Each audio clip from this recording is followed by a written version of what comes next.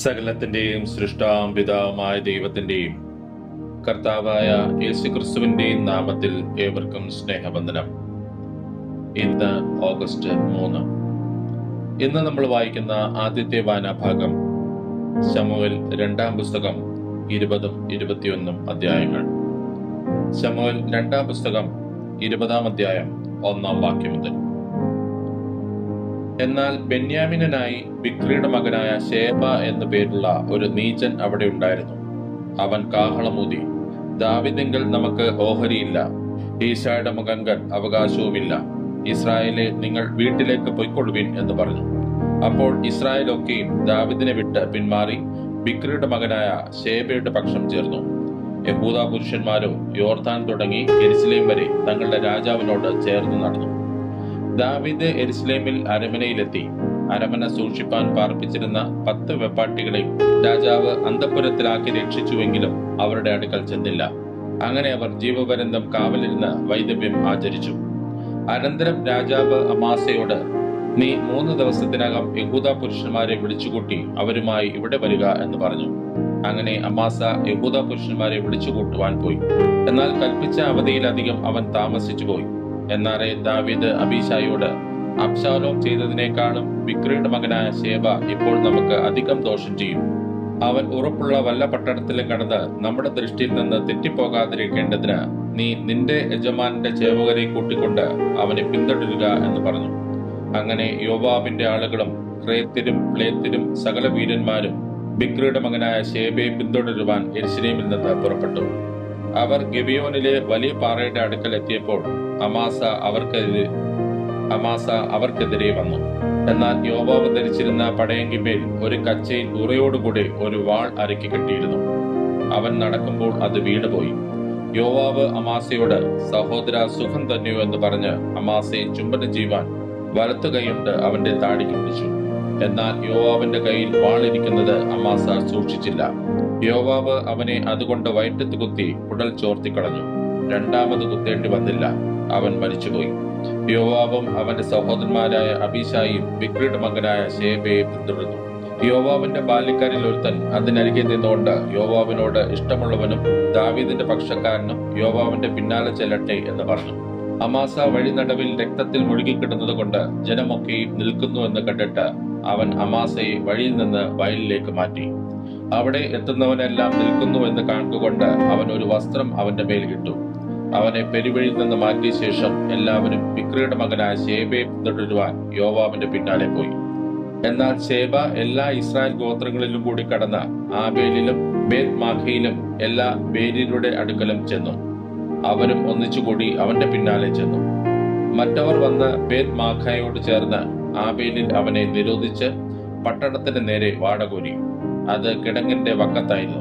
യോവാബിനോട് കൂടെയുള്ള എല്ലാ പടജനവും മതിൽ തള്ളിയിടുവാൻ തക്കവണ്ണം ഇടിച്ചു തുടങ്ങി.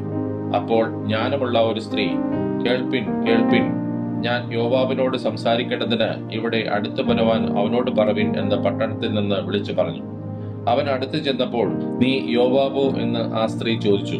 അതെ എന്ന് അവൻ പറഞ്ഞു. അവൾ അവനോട്, അടിയന്റെ വാക്ക് കേൾക്കണമേ എന്ന് പറഞ്ഞു.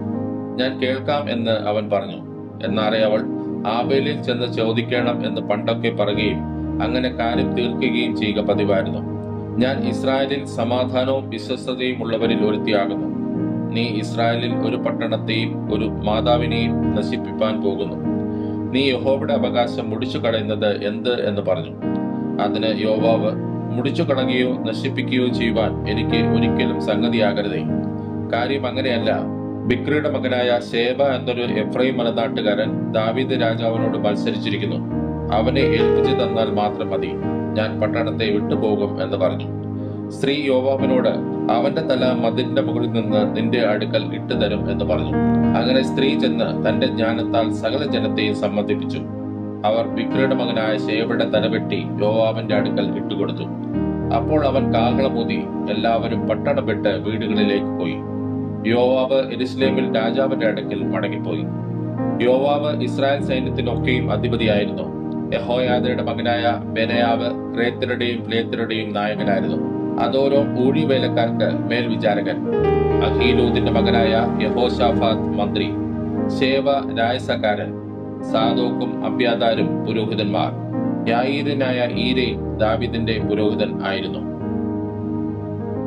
ശമൂവേൽ 2-ാം പുസ്തകം 21-ാം അധ്യായം 1-ാം വാക്യം മുതൽ. ദാവീദിന്റെ കാലത്ത് 3 സംവത്സരം തുടരെ ക്ഷാമമുണ്ടായി. ദാവീദ് യഹോവയുടെ അരുളപ്പാട് ചോദിച്ചപ്പോൾ ശൗൽ ഗിബെയോന്യരെ കൊല്ലുക കൊണ്ട് അത് അവൻ നിമിത്തവും രക്തപാതകമുള്ള അവന്റെ ഗൃഹനിമിത്തവും എന്ന് യഹോവ അരുളി ചെയ്തു. രാജാവ് ഗിബെയോന്യരെ വിളിച്ച് അവരോട് പറഞ്ഞത്, ഗിബെയോന്യർ ഇസ്രായേലിലല്ല, അമോര്യരിൽ ശേഷിച്ചവരത്രേ. അവരോട് ഇസ്രായേൽ മക്കൾ സത്യം ചെയ്തിരുന്നു. എങ്കിലും ശൗൽ ഇസ്രായേലർക്കും യഹൂദ്യർക്കും വേണ്ടി തനിക്കുണ്ടായിരുന്ന എരിവിൽ അവരെ സംഹരിച്ചു കളവാൻ ശ്രമിച്ചു. ദാവീദ് ഗിബെയോന്യരോട്, ഞാൻ നിങ്ങൾക്ക് എന്ത് ചെയ്തു തരണം? നിങ്ങൾ യഹോവയുടെ അവകാശത്തെ അനുഗ്രഹിക്കേണ്ടതിന് ഞാൻ എന്ത് പ്രതിശാന്തി ചെയ്യണം എന്ന് ചോദിച്ചു. ഗിബെയോന്യർ അവനോട്, ശൗലിനോടും അവന്റെ ഗൃഹത്തോടും ഞങ്ങൾക്കുള്ള കാര്യം പൊന്നും വെള്ളിയും കൊണ്ട് തീരുന്നതല്ല. ഇസ്രായേലിൽ ഒരുത്തനെ കൊല്ലുന്നതും ഞങ്ങൾക്കുള്ളതല്ല എന്ന് പറഞ്ഞു. നിങ്ങൾ പറയുന്നത് ഞാൻ ചെയ്തു തരാം എന്ന് അവൻ പറഞ്ഞു. അവർ രാജാവിനോട്, ഞങ്ങളെ നശിപ്പിക്കുകയും ഇസ്രായേൽ ദേശത്തെങ്ങും ഞങ്ങൾ ശേഷിക്കാതെ മുടിഞ്ഞു പോകത്തക്കവണ്ണം ഉപായം ചിന്തിക്കുകയും ചെയ്യുന്നവന്റെ മക്കളിൽ 7 പേരെ ഞങ്ങൾക്ക് ഏൽപ്പിച്ചു തരണം. ഞങ്ങൾ അവരെ യഹോവയുടെ വൃദ്ധനായ ശൗലിന്റെ ഗിബയിൽ യഹോവയ്ക്ക് തൂക്കിക്കളയും എന്ന് ഉത്തരം പറഞ്ഞു. ഞാൻ അവരെ തരാമെന്ന് രാജാവ് പറഞ്ഞു. എന്നാൽ ദാവീദും ശൗലിന്റെ മകനായ യോനാഥാനും തമ്മിൽ യഹോവയുടെ നാമത്തിൽ ചെയ്ത സത്യനിമിത്തം രാജാവ് ശൗലിന്റെ മകനായ യോനാഥാന്റെ മകൻ മെഫീബോശെത്തിനെ ഒഴിച്ചു. അയ്യാവിന്റെ മകൾ റിസ്പ ശൗലിനെ പ്രസവിച്ച 2 പുത്രന്മാരായ അർമോനിനെയും മെഫീബോശെത്തിനെയും, ശൗലിന്റെ മകളായ മേരബ്, മെഫോലാത്യൻ ബെർസിലായുടെ മകനായ അദ്രിയേലിനെ പ്രസവിച്ച 5 പുത്രന്മാരെയും രാജാവ് പിടിച്ച് ഗിബെയോന്യരുടെ കയ്യിൽ ഏൽപ്പിച്ചു. അവർ അവരെ മലയിൽ യഹോവയുടെ മുമ്പാകെ തൂക്കിക്കളഞ്ഞു. അങ്ങനെ അവർ 7 പേരും ഒരുമിച്ച് മരിച്ചു. കൊയ്ത്ത് കാലത്തിന്റെ ആദ്യ ദിവസങ്ങളായ യവക്കൊയ്ത്തിന്റെ ആരംഭത്തിലായിരുന്നു അവരെ കൊന്നത്. അയ്യാവിന്റെ മകളായ റിസ്പ ചാക്കുശീലയെടുത്ത് പാറമേൽ വിരിച്ച് കൊയ്ത്ത് കാലത്തിന്റെ ആരംഭം മുതൽ ആകാശത്ത് നിന്ന് അവരുടെ മേൽ മഴ പെയ്തതുവരെ പകൽ ആകാശത്തിലെ പക്ഷികളോ രാത്രി കാട്ടുമൃഗങ്ങളോ അവരെ തൊടുവാൻ സമ്മതിക്കാതിരുന്നു. ശൗലിന്റെ വെപ്പാട്ടിയായ അയ്യാവിന്റെ മകളായ റിസ്പ ചെയ്തത് ദാവീദ് കേട്ടിട്ട് ദാവീദ് ചെന്ന് ഫെലിസ്തർ ഗിബെയോൽ വെച്ച് ശൗലിനെ കൊന്ന നാളിൽ ബേത്ശാൻ നഗരവീതിയിൽ ഫെലിസ്തർ തൂക്കിക്കളയുകയും ഗിലെയാദിലെ യാബേസ് പൗരന്മാർ അവിടെ നിന്ന് മോഷ്ടിച്ചു കൊണ്ടുവരികയും ചെയ്തിരുന്ന ശൗലിന്റെയും അവന്റെ മകൻ യോനാഥാന്റെയും അസ്ഥികളെ അവരുടെ അടുക്കൽ നിന്ന് എടുത്തു. അങ്ങനെ അവൻ ശൗലിന്റെയും അവന്റെ മകൻ യോനാഥാന്റെയും അസ്ഥികളെ അവിടെ നിന്ന് വരുത്തി. തൂക്കിക്കൊന്നവരുടെ അസ്ഥികളെയും അവർ പെറുക്കിയെടുത്തു.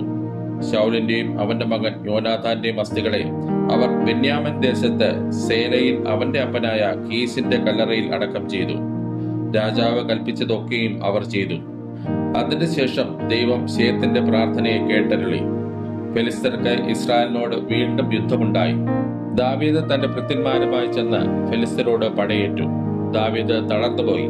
അപ്പോൾ 300 ശേക്കൽ തൂക്കമുള്ള താമ്രശൂലം ധരിച്ചവനും പുതിയ വാൾ അരക്കി കെട്ടിയവനുമായി രാഫ മക്കളിൽ ഇശ്ബി ബേനോബ് എന്നൊരുവൻ ദാവീദിനെ കൊല്ലുവാൻ ഭാവിച്ചു. എന്നാൽ സെരൂയയുടെ മകനായ അബീശായി അവന് തുണയായി വന്ന് ഫെലിസ്തരെ വെട്ടിക്കൊന്നു. അപ്പോൾ ദാവീദിന്റെ ഭൃത്യന്മാർ അവനോട്, നീ ഇസ്രായേലിന്റെ ദീപം കെടുക്കാതിരിക്കേണ്ടതിന് മേലാൽ ഞങ്ങളോടുകൂടെ യുദ്ധത്തിന് പുറപ്പെടരുത് എന്ന് സത്യം ചെയ്തു പറഞ്ഞു. അതിനുശേഷം ഗോബയിൽ വെച്ച് വീണ്ടും ഫെലിസ്തരോട് യുദ്ധമുണ്ടായി. അപ്പോൾ ഹൂശാത്തിനായ സിബക്കായി മല്ലന്മാരുടെ മക്കളിൽ ഒരുത്തനായ സഫിനെ വെട്ടിക്കൊന്നു. ഗോബിൽ വെച്ച് പിന്നെയും ഫിലിസ്തരോട് യുദ്ധമുണ്ടായി. അവിടെ വെച്ച് ബേത്ലേമിനായ യാരേ ഓരേഗിന്റെ മകൻ എൽഹാനാൻ ഗിത്തിനായ ഗോലിയാത്തിനെ വെട്ടിക്കൊന്നു. അവന്റെ കുന്തത്തണ്ട് നെയ്ത്തുകാരുടെ പടപ്പ് തടി പോലെ ആയിരുന്നു. പിന്നെയും ഗത്തിൽ വെച്ച് യുദ്ധമുണ്ടായി. അവിടെ ഒരു ദീർഘകായൻ ഉണ്ടായിരുന്നു. അവന്റെ ഓരോ കൈക്ക് 6 വിരലും ഓരോ കാലിന് 6 വിരലും ആകെ 24 വിരൽ ഉണ്ടായിരുന്നു. ഇവനും രാഫയ്ക്ക് ജനിച്ചവനായിരുന്നു. അവൻ ഇസ്രായേലിനെ ധിക്കരിച്ചപ്പോൾ ദാവീദിന്റെ സഹോദരനായ ശിമേയുടെ മകൻ യോനാഥാൻ അവനെ കൊന്നുകളഞ്ഞു. ഈ 4 പേരും ഗത്തിൽ രാഫയ്ക്ക് ജനിച്ചവരായിരുന്നു. അവർ ദാവീദിന്റെയും അവന്റെ ഭൃത്യന്മാരുടെയും കൈയാൽ പട്ടുപോയി. ഇന്ന് നമ്മൾ വായിക്കുന്ന 2ാമത്തെ വായനാഭാഗം യിരെമ്യാ പ്രവാചകന്റെ പുസ്തകം 24-ാം അധ്യായം. യിരെമ്യാ പ്രവാചകന്റെ പുസ്തകം 24-ാം അധ്യായം 1-ാം വാക്യം മുതൽ. ബാബേൽ രാജാവായ നെബൂഖദ്നേസർ യെഹോയാക്കീമിന്റെ മകനായി യഹൂദ രാജാവായ യൊഖന്യാവെയും യഹൂദ പ്രഭുക്കന്മാരെയും ശില്പികളെയും കൊല്ലന്മാരെയും പിടിച്ച് യെരുശലേമിൽ നിന്ന് ബാബേലിലേക്ക് കൊണ്ടുപോയ ശേഷം യഹോവ എന്നെ 2 കുട്ട അത്തിപ്പഴം യഹോവയുടെ മന്ദിരത്തിന് മുമ്പിൽ വെച്ചിരിക്കുന്നത് കാണിച്ചു.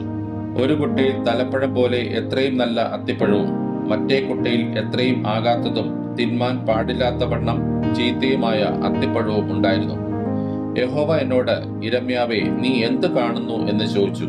അതിന് ഞാൻ, അത്തിപ്പഴം, നല്ല അത്തിപ്പഴം എത്രയോ നല്ലതും ആകാത്തതോ എത്രയും ആകാത്തതും തിന്നുകൂടാതെ വണ്ണം ചീത്തയുമാകുന്നു എന്ന് പറഞ്ഞു. അപ്പോൾ യഹോവയുടെ അരുളപ്പാട് എനിക്കുണ്ടായതെന്തെന്നാൽ, ഇസ്രായേലിന്റെ ദൈവമായ യഹോവ ഇപ്രകാരം അരുളിച്ചെയ്യുന്നു, ഞാൻ ഈ സ്ഥലത്ത് നിന്ന് കൽദയരുടെ ദേശത്തേക്ക് നന്മയ്ക്കായി അയച്ചിരിക്കുന്ന യഹൂദാബദ്ധന്മാരെ ഈ നല്ല അത്തിപ്പഴം പോലെ ഞാൻ വിചാരിക്കും.